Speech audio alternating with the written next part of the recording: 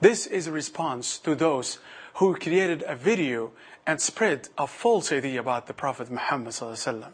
When talking about the Prophet Muhammad ﷺ, keep in mind that he is talking about the greatest individual in history. And this is not a baseless claim. Yes, this is not a baseless claim. For the one who reads his biography and his mannerisms and ethics while keeping aside all preconceived notions would certainly reach this conclusion. Some fair and just non-Muslims have reached this conclusion as well. Let me tell you some of the Prophet's manners and characteristics. The Messenger had an excellent, complete and sound intellect.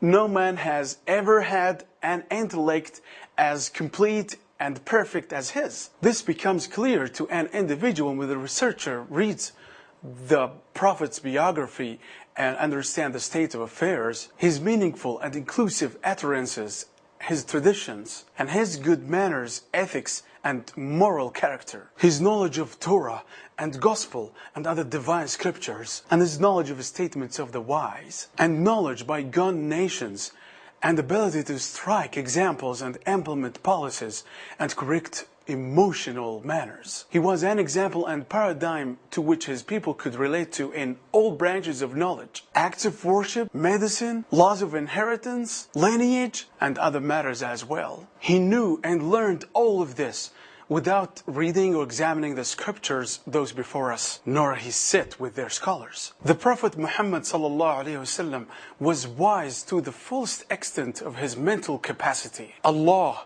the Exalted, informed him of what had taken place in the past and what would take place in the future. And this is a sign that the dominion belongs to Allah and He is capable over all things. The Prophet Muhammad ﷺ would always go do deeds through which he would seek the pleasure of God.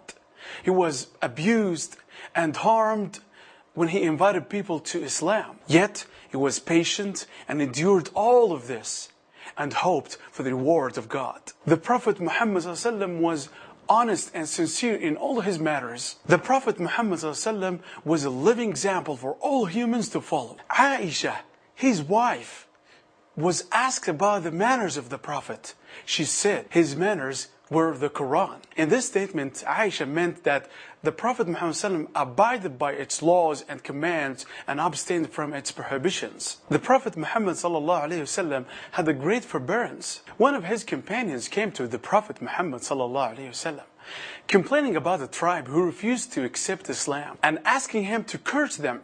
But the Prophet Muhammad ﷺ raised his hands in prayer and instead said, "O Allah, guide this tribe and bring them to Islam."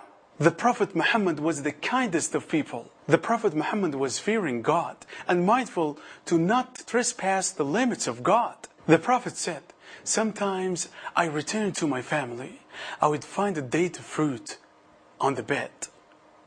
I would pick it up to eat it, but I would fear that it was from the charity, and thus threw it back on the ground." He helped and assisted his family members with their chores, but when the call of the prayer was heard, he would stop everything and leave to attend the prayers. One of the companions of the Prophet Muhammad ﷺ said, "I have never seen a man who smiled as much as the Messenger of God. He was so honest and humble. He visited the sick, whether Muslim or non-Muslims. The Prophet Muhammad ﷺ at his house was like any man.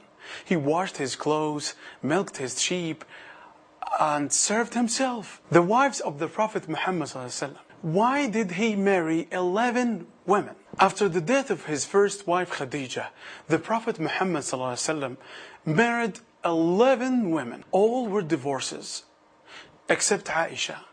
6 of his wives were from the tribe of Quraysh, and 5 were from different Arabian tribes. The Prophet Muhammad ﷺ married 11 women for a number of reasons.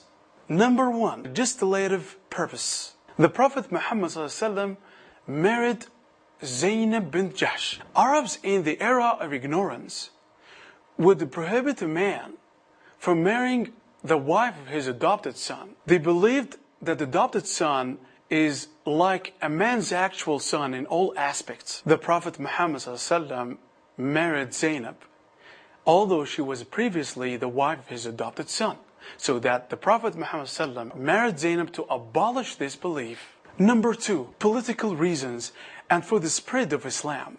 Number 3, social reasons. The Prophet Muhammad ﷺ married some of his companions' wives who had died in battle or while on a mission to preach Islam. He married them even though they were older than him. He did so to honor them and their husbands.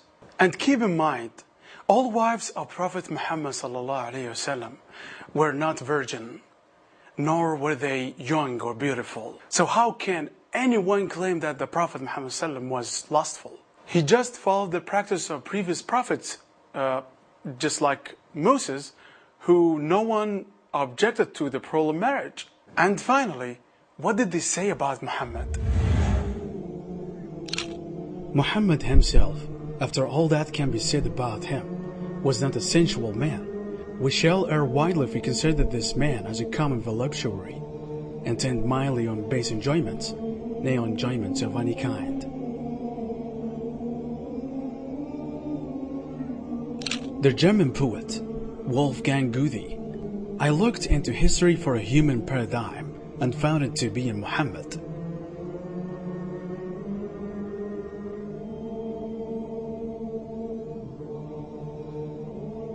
Professor Keith Moore said in his book, The Developing Human, "It's clear to me that these statements must have come to Muhammad from God or Allah, because most of this knowledge was not discovered until many centuries later. This proves to me that Muhammad must have been a messenger of God or Allah."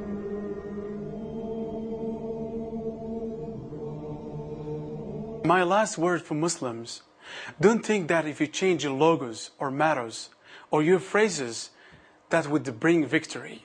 No.